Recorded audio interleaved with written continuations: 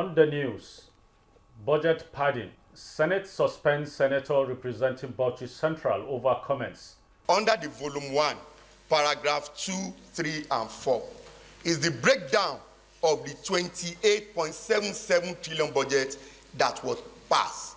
Nation building in focus as National Institute for Legislative and Democratic Studies convenes workshop on elite consensus project. We can generate that kind of consensus.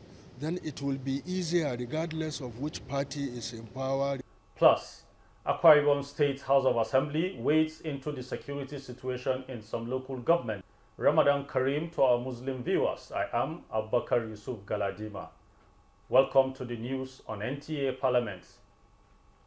Senate has suspended the senator representing Bauchi Central, Senator Abdul Ningi, over claims related to the 2024 budget. This follows a point of order from Senator Solomon Olamileko, who chairs the Committee on Appropriation.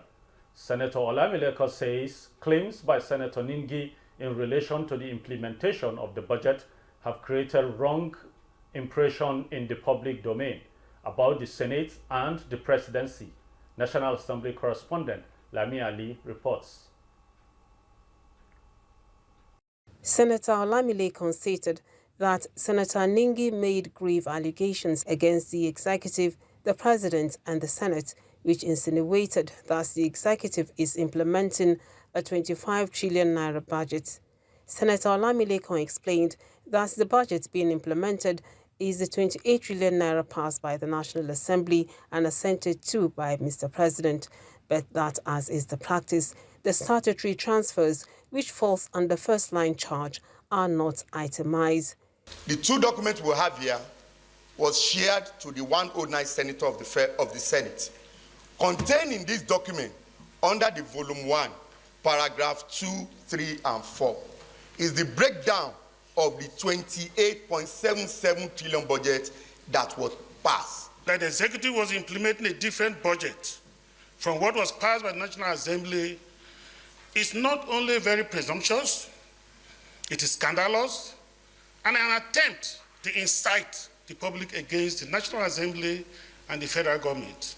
Allegations have been made against Senator Abdul Ningi. I think it's only fair for us to give him time or to give him chance to defend himself. And I said, in between the 28-point-something trillion and the 25 trillion, we have discovered that there is no nexus. There is no nexus. Nexus means there is no amount of money to allocation. I have never said the budget was padded. The motion was extensively debated for 3 hours, at the end of which Senate suspended Senator Ningi. I stand, with due respect, to say that what my big brother, distinguished Senator Abdul Ningi, who I respect so well, planned to do or set out to do was tantamount to a civilian coup, which has failed. Image of the Senate, we should be careful. It is not about Ningi now only. If we are talking about Ningi in this room, but it is about all of us outside. When the chairman of appropriations spoke, it was as clear as crystals that there was a misunderstanding. Suspend Senator Abdul Ningi for an initial period of 12 months. Prepared to the Ethics and Privileges Committee for investigation and report to the Senate. The suspension of Senator Ningi for 3 months, but if he writes an apology to the Senate the following day, he should be recalled. Those in support of the suspension for 3 months say aye. Those against say nay. The ayes have it. So distinguished Senator Ningi is hereby suspended for 3 months from all activities connected with the 10th Senate of the Federal Republic of Nigeria. The mischief we saw in it is that those people that are even accusing or are sealed to that kind of accusation, they have been in the Senate or in the House of Representatives before, and they know that budgets That's how it had always been done. And anywhere, anytime that happens, it has to be viewed strictly and vigorously, and should be meted with any other punishment or reprimand.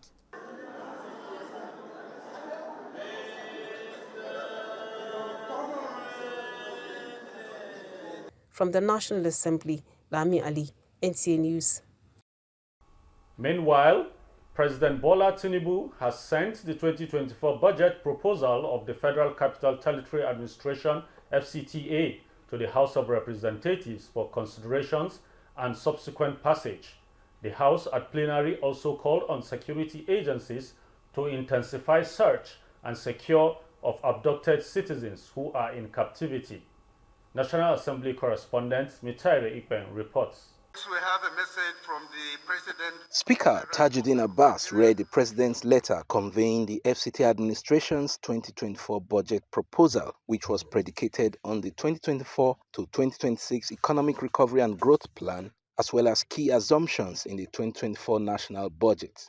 The FCTA is prioritizing improvement in healthcare services, job creation, youth empowerment, and increased productivity in agriculture in order to lift as many citizens as possible out of poverty.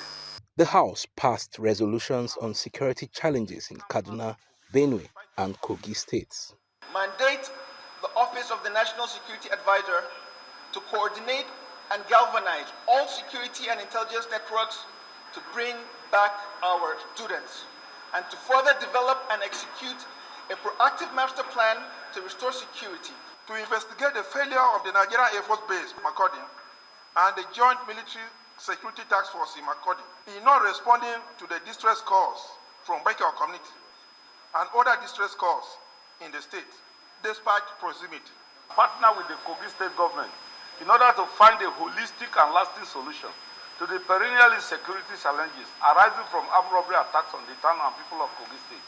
Two bills passed second reading, one to amend the criminal code to provide for rational punishment for attempted suicide, and another to establish the Nigerian Mining Development Bank. That the criminal code section 327 is amended to ensure that those who attempt suicide are rather given psychosocial counseling rather than sent to a year's jail term. Meanwhile, the House Committee on Finance sought explanations from NNPC Limited over rising cost of crude oil production in the country without cumulative increase in oil reserves. I completely agree that we should develop local capacity. We should patronize local contractors, no doubt about it. But what it also throws at you is additional cost. The committee says it will closely scrutinize Federation expenses charged to crude oil production by NNPC Limited and the international oil companies. From the National Assembly, Mitaire Ikben, NTA News.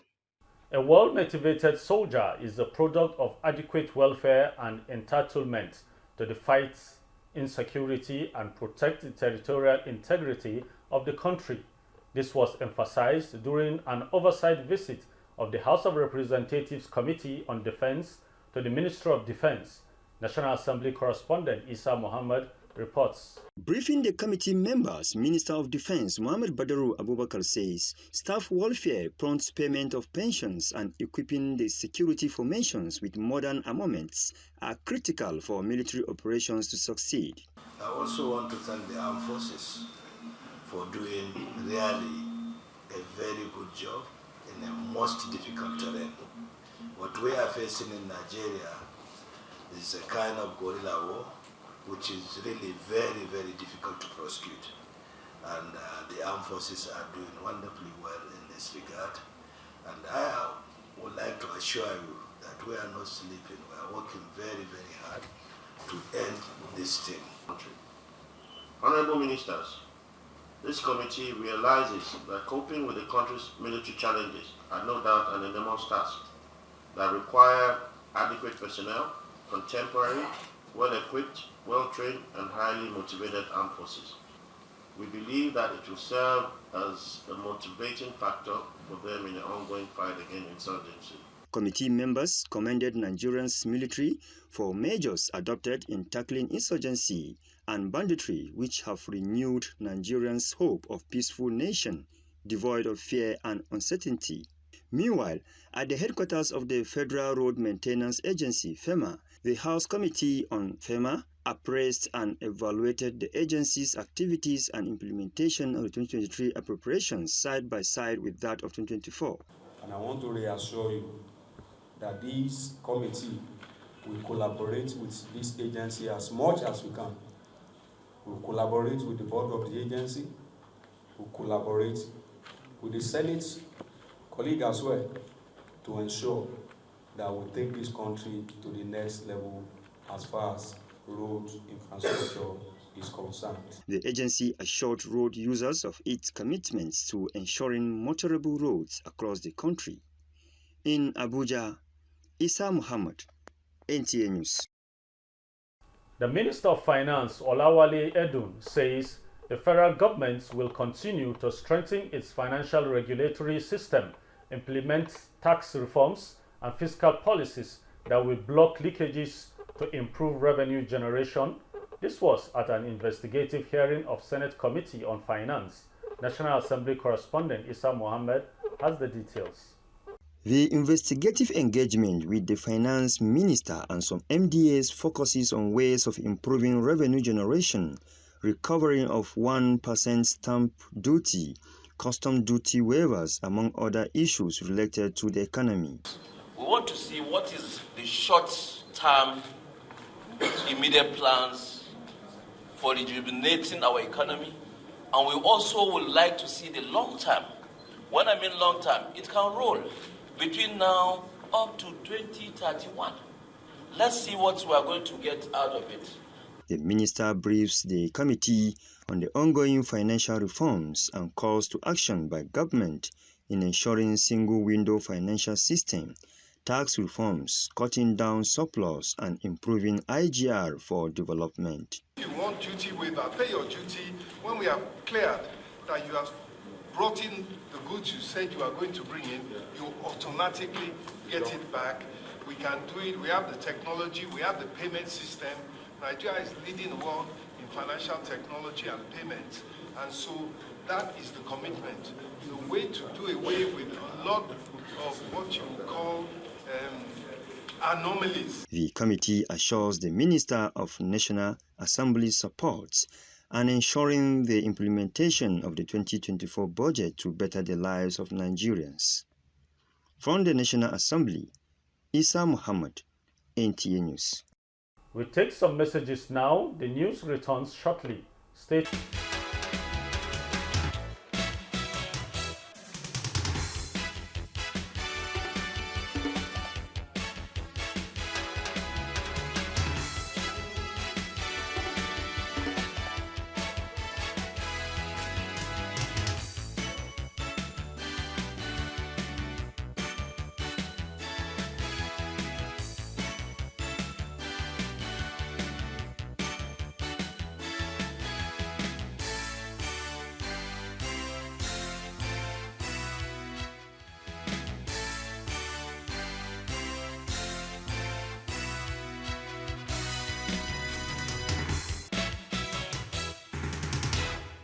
You are watching NTA Parliament News. Unity of purpose has been identified as a panacea in tackling the economic, political, and other social-cultural challenges facing the country. This was the submission of experts at the methodology workshop on elite consciousness project organized by the National Institute for Legislative and Democratic Studies in Abuja. Muhammad Rabiu Ali reports. No doubt, Nigeria is facing economic and security challenges that needs urgent attention from all and sundry. This summit brought together media practitioners, civil society organizations, politicians, academia, and seasoned administrators, among others, from the 6 geopolitical zones. They describe challenges facing the country as huge but surmountable. If we can generate that kind of consensus, then it will be easier regardless of which party is in power, regardless of who is in power, there will be consistency in terms of how national issues are addressed, particularly by our leaders in the governance sphere. There is no problem or challenge that without a solution. There must be a solution. The way the country is going, we must all put our, thinking cap to address this issue. Others believe that putting the country first and agreeing on areas of priority and strategies will fix the country and chart the course for meaningful development and progress. It is expected at the end of the elite consensus project, workable recommendations will be brought forward as the National Summit coincides with the commemoration of Nigeria's return to democracy, May 29, 2024. In Abuja, Muhammad Rabiu Ali, NTA News. Moving on, following renewed communal crisis in Ebeno, Eset, Eket, and Eket local government areas, lawmakers in Akwa Ibom State have passed a resolution calling on the state governor to deploy security agencies to ensure peace returns to affected communities. The resolution is sequel to a motion on communal crisis presented by the member for Eset Ekit Ebeno State Constituency, Udubia, Friday. The lawmaker, Mr. Dobia, says the crisis has resulted in wanton destruction of property and displacement of people from their homes. Member for Eket State Constituency, Nsideba Akata lamented the hardship the crisis has posed on the people. This is a serious concern because, as we speak, the indigents of Ebola, most of them, including nursing mothers, have abandoned their residence, seeking for shelter, and it has come to the point where some people are missing where nobody knows where they are at the moment. So it is a very serious situation that calls for a quick intervention. I believe if immediate action is not taken, the worst may happen. Meanwhile, member representing Siribom State Constituency, Eric Akpan, has notified the house of gruesome murder of a 70-year-old man, Mr. Enefio Etuk, and his younger brother, Mr. Ebongeti Etuk, by unknown assailants at Nungiyoro Road, Afarafion in Siribom local government area. The incident, he reported, took place on the night of February 22, 2024, when the assailants broke the door of deceased house and dragged him out through the window, while the younger brother, Ebongeti, was forced out of the room from the backyard where he was lynched to death. I therefore urge this honorable house to consider this matter as a priority and take the necessary steps to investigate this gruesome act, apprehend the perpetrators, and ensure that justice is served. This raises serious concern about the security situation in our community and call for urgent action to ensure the safety and security of residents. The Speaker of Akwa Ibom State House of Assembly, Udemotong, while speaking on the two incidents, mandated the Chairman House Committee on Security to meet with the Commissioner for Internal Security and other relevant agencies, stakeholders, to ensure peace is being restored and to report to the House within 2 weeks. Nsika Okon, NTA News. The Imo State House of Assembly has conferred 12 commissioner nominees of Governor Hope Uzodinma. The confirmation followed the screening of the nominees during plenary. Beatrice Aniam reports. The 12 commissioner nominees of Governor Hope Uzodinma screened by the Imo State House of Assembly are 6 former commissioners who include Declan Emelumba, Ralph Nwosu, Dr. Chimezi Amadi, Chief Cosmas Maduba, Emenike Jikeme, and Nkechi Ugu. Others are Bid Eke, Dr. Benson Abazu, Obinna Ogwegbu, Modestus Osakwe, Anselm Anyanwu, and Obinna Onyoha. The nominees, who were engaged by the lawmakers on how best they would serve the people when given any portfolio, were later confirmed.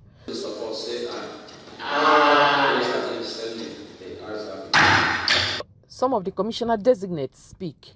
We do our best to support His Excellency and what he's doing. But we'll be consistent in our ways in what we're doing, because we have a defined goal in this journey of transforming Imo digital. It's quite challenging. It's going to be a whole new experience for me. I've not been there before as a commissioner. One of the commissioner designates, Nkechi Ugwu, the only woman in the number, according to the speaker, Chiko Lembe, was screened virtually and confirmed alongside others. In Owerri, Beatrice Anyam, NTA News.